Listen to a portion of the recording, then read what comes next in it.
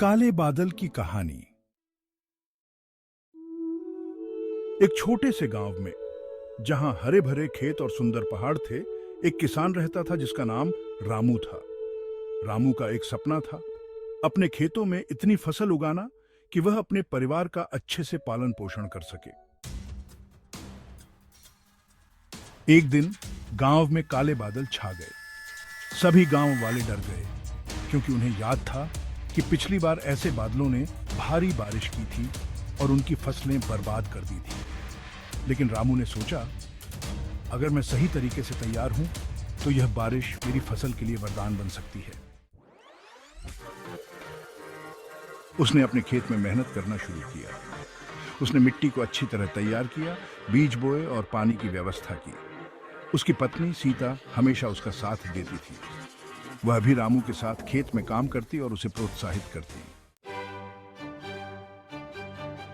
जब बारिश शुरू हुई, सभी गांव वाले घरों में बंद हो गए, लेकिन रामू और सीता अपने खेत में काम करते रहे। उन्होंने अपने खेतों के चारों ओर गहरी खाई बनाई ताकि पानी सही से बह सके। उनकी मेहनत ने रंग लाया और बारिश के बाद उनके खेत हरे भरे हो गए। कुछ दिन बाद गांव वालों ने देखा कि रामू की फसल स्वस्थ और मजबूत है।